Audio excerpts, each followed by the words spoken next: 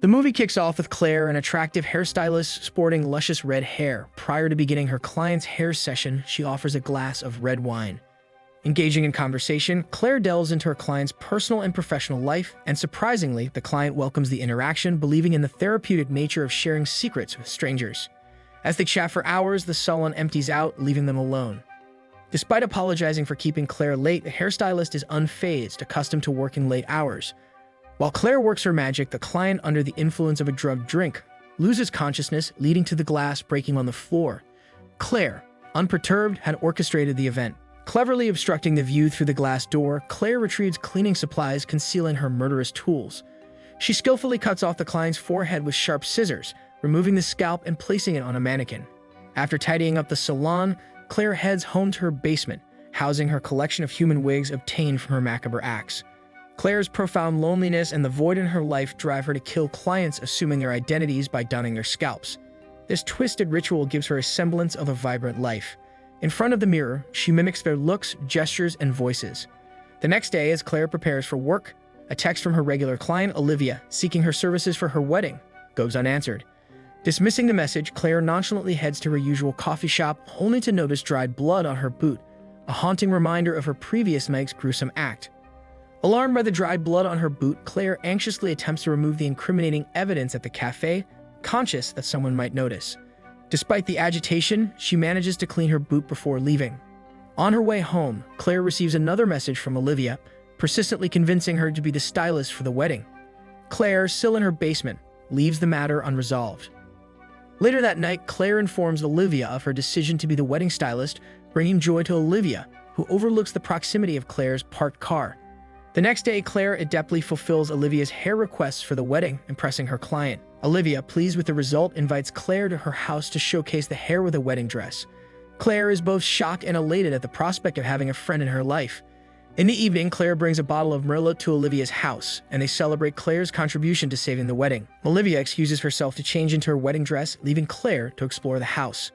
Seizing an opportunity, Claire discreetly places Olivia's scarf into her purse. Upon Olivia's request, Claire buttons her dress and takes pictures of Olivia in her wedding attire.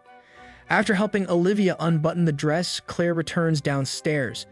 Olivia shares her thoughts on being a bride, delving into her family.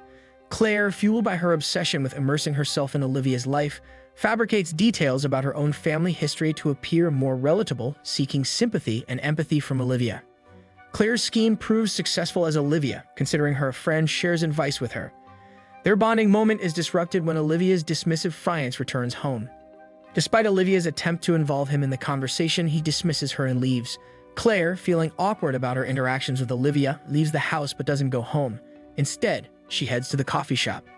Welcomed by her regular barista despite the late hour, Claire discreetly drugs her drink during the usual order. Claire patiently waits outside for the effects to take hold. When the barista carrying trash exits through the back door, she collapses. In a panic, Claire drags her into the shop and starts the gruesome process of scalping her.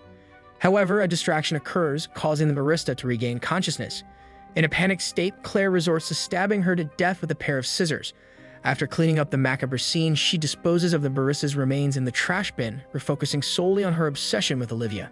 Claire locks up the cellar and decides to abandon her deadly pursuits. The next day, Olivia invites Claire to her baccalaureate party, which she accepts. 2 days after murdering her barista, Claire becomes anxious as a search for her is underway. The following night, dressed in her best, Claire joins Olivia and her friends at the bar. They party and drink until Olivia's friends leave her in Claire's company. A drunken Olivia confides in Claire about her uncertainties regarding marriage. Claire remarks on Olivia's fiance's recent behavior and receives a hug from Olivia in gratitude for saving her wedding. Olivia treats Claire as a friend and asks about jogging. In a bid to align with Olivia's interests, Claire lies about being a jogger to become her jogging buddy. Excusing herself to the bathroom to address an alcohol stain on her dress, Claire overhears Olivia's friends entering. Hiding in her stall, she eavesdrops on their conversation, recognizing their voices. What she hears deeply hurts Claire. After the baccalaureate party, Claire endures mockery and insults about her social awkwardness from Olivia's friends. Silently suffering, Claire waits for them to leave before emerging. In front of the mirror, she cries silently, realizing her misconception that everything was going smoothly based on what she overheard. Driven by her serial killer instincts, Claire follows one of Olivia's bridesmaids home after the party. Armed with sharp scissors, she sneaks into the bridesmaid's home, finding her asleep on the couch with her boyfriend. Despite harboring hatred, Claire halts her murderous intentions when she sees a picture of the bridesmaid with Olivia. Quickly, she leaves the house. The next day, with no reply from Olivia, Claire decides to text her, offering help with the wedding. Olivia responds that everything is under control, disappointing Claire, who yearns to be involved in Olivia's life. Claire becomes Olivia's stalker, tracking her online and in real life. Despite Olivia watching Claire's videos and going to the same places, Claire's obsession intensifies, even extending to Olivia's workplace. Claire persists in offering her help, desperately wanting to be a part of Olivia's life. Claire's pushiness irritates Olivia, and tensions escalate when Claire suggests that Olivia might need space.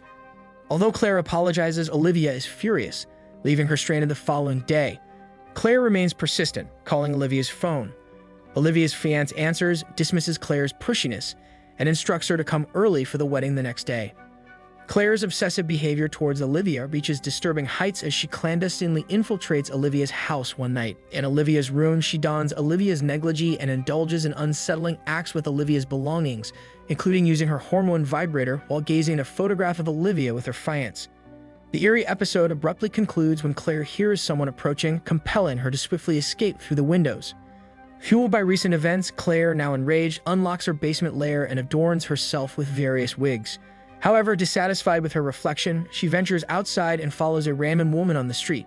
Posing as someone in need of help, Claire seizes an opportunity to attack, using her sharp scissors to inflict a fatal wound on the unsuspecting victim. As the woman writhes and vomits blood, Claire watches impassively, scalping her after she takes her last breath. Even after this gruesome act, Claire's emptiness remains unfulfilled, and her psychopathic tendencies persist. She stays in the victim's house, donning a new wig, indulging in food, and watching television. As the wedding day approaches, Claire discovers that her barissa's remains have been found, with a poster identifying her as a suspect at the coffee shop. Though alarmed, Claire arrives at the church, where the bridegroom meets her, unaware of the dark events unfolding behind Claire's seemingly composed exterior. Claire, despite her unsettling actions leading up to the wedding, confronts the bridegroom with a demand to make Olivia happy forever. Perplexed by the odd request, he dismisses it, assuring Claire that he will make Olivia happy like an angel. Satisfied with his response, Claire proceeds into the venue to carry out her hairstyling duties. Inside, Claire reunites with Olivia, the bridesmaids, Olivia's mother, and others involved in the wedding. Claire successfully completes her work, leaving the women, especially Olivia, thoroughly satisfied. As the usher fetches them, the women leave the bride with Claire, giving them a moment. Olivia takes the opportunity to apologize for her rude behavior the previous night, attributing it to the wedding pressure. Unexpectedly, Claire bursts into tears, prompting Olivia to inquire about her well-being. Tearfully, Claire apologizes and confesses to Olivia that she doesn't actually jog. As the wedding commences, the atmosphere is joyful, excited, and nervous. The attendees marvel at the flower girl and bridesmaids walking down the aisle. Anticipation builds until the moment the bride, in her stunning dress and veil, makes her way down the aisle, evoking emotions from everyone present. However, the mood takes a horrific turn when the bridegroom lifts the veil to reveal Claire wearing Olivia's bloody scalp and assuming her identity in a gruesome twist. Claire's unsettling smile widens as she faces the horrified crowd, particularly the speechless bridegroom gripped by shock and fear. Claire continues to maintain her facade of normalcy until she notices Olivia's family and friends screaming and hastily fleeing the venue in panic. In the end, Olivia's dream of a lovely wedding is shattered by the actions of an obsessed hairstylist, highlighting the haunting consequences of Claire's loneliness and the depths to which her madness has taken her. The film ends with Claire's smile turning into a confused frown. She doesn't realize what she just did because her lonely life has turned her into a mad killer. Subscribe for more videos like these and turn on the notifications bell icon so you don't miss any future videos. Also check out our other videos.